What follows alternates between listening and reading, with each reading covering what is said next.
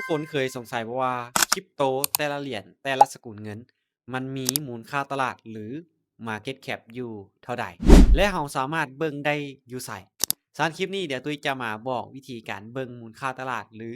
Market Cap ของคริปโตหรือแต่ละเหรียญว่าเราสามารถเบิ่งได้อยู่ไสซึ่งเราสามารถที่จะเข้าไปเบิ่งอยู่ในเว็บไซต์ของ CoinMarketCap ซึ่งเป็นเว็บไซต์ที่รวบรวมข้อมูลเกี่ยวกับคริปโตเกี่ยวกับสกุลเงินดิจิทัลต่างๆในนี้เราจะเห็นราคาปัจจุบันของแต่ละเหรียญว่ามันอยู่ที่ราคาเท่าใดและมูลค่าตลาดหรือ Market Cap ของแต่ละเหรียญนั้นมันมีมูลค่าเท่าใด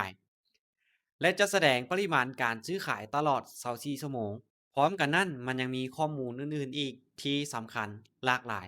เพื่อจะให้เรานั้นติดตามข้อมูลติดตามการเคลื่อนไหวของคริปโตแบบเรียลไทม์กันเลยมาเดี๋ยวตุ้ยจะพาทุกคนไปเบิ่งเนาะวิธีการที่เราจะเบิ่งMarket Cap หรือมูลค่าตลาดของเหรียญนั้นมันอยู่ที่เท่าใดเดี๋ยวไปเบิ่งนำกันเลยทุกคนเข้าไปค้นหาในกูเกิลเนาะพิมพ์คำว่า CoinMarketCap เข้าไปเลยซึ่งมันจะเป็นเว็บไซต์เนาะเราสามารถจะเข้าไปเบิ่งได้ซึ่งเว็บไซต์ตัวเนี้ยมันจะเป็นเว็บไซต์ที่รวบรวมข้อมูลเกี่ยวกับ Cryptocurrency เกี่ยวกับสกุลเงินดิจิทัลต่างๆเนาะเดี๋ยวมาเบิ่งนำกันเลยซึ่งเห็นบ่ในนี้มันจะมีหลายเหรียญหลายสกุลเงินเลยอันดับที่1ก็คือจะเป็นบิตคอยน์เนาะที่มีมูลค่าสูงที่สุดในนี้มันบ่มันจะมี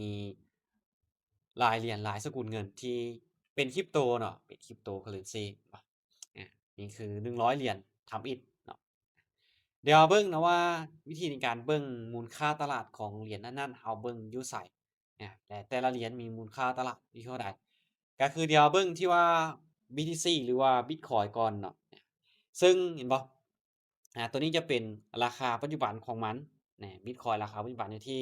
72,943นะนี่คือราคาปัจจุบันของมันอา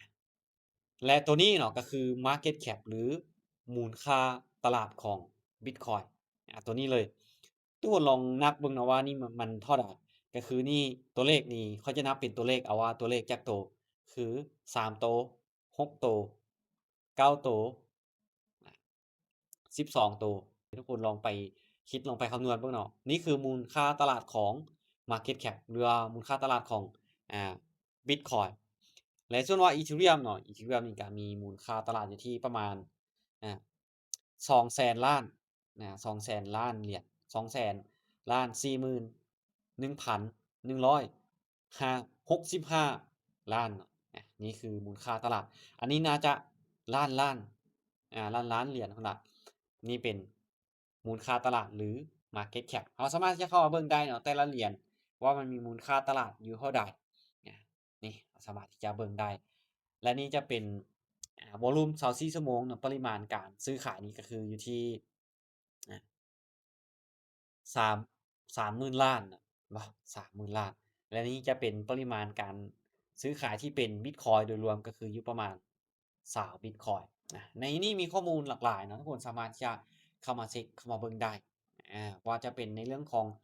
Market Cap บ่หรือว่ามูลค่าตลาดหรือราคาปัจจุบันของคริปโตของเหรียญนั้นๆเราสามารถที่จะเข้ามาเบิ่งได้ตลอด24ชั่วโมงเลย